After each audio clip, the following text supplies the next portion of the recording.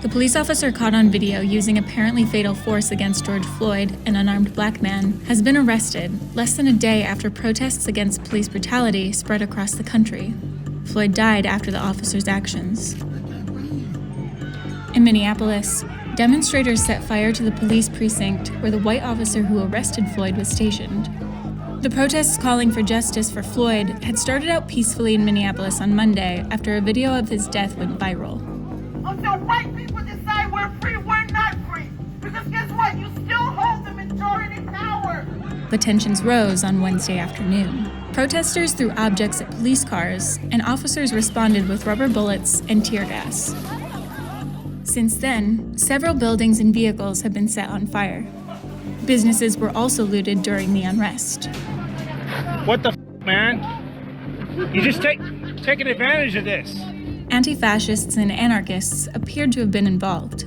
City officials tried to keep the peace Thursday. You have every absolute right to be angry, to be upset, to be mad, to express your anger. However, you have no right to perpetrate violence and harm on the very communities that you say that you are standing up for.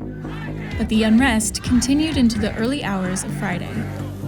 The National Guard is now being deployed to the city, which is under a state of emergency. On Friday morning, President Trump threatened violence against looters on Twitter. His tweet was partially censored because it violated the platform's rules about glorifying violence. Floyd's death was felt around the country, and protests in some other cities also became violent. Protesters raging against Floyd's death also called for justice in other recent deaths of unarmed black people, including Breonna Taylor, an EMT who was shot in her Kentucky home during a police raid, and Ahmaud Arbery, who was shot in Georgia while jogging. Last night, at least 7 people were shot in Louisville protests. The source of the gunfire is unknown. The police denied firing shots. In Denver, video of a driver hitting a protester emerged. Shots were also fired in that city, but no injuries have been reported. And in New York, more than 40 people were arrested during protests.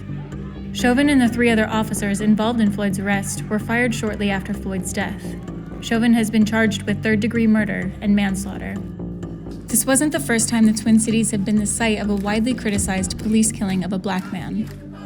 In 2016, Philando Castile was fatally shot by an officer during a routine traffic stop in St. Paul, a case that also sparked national outcry. The officer in that case was acquitted of all charges. More protests are expected this weekend.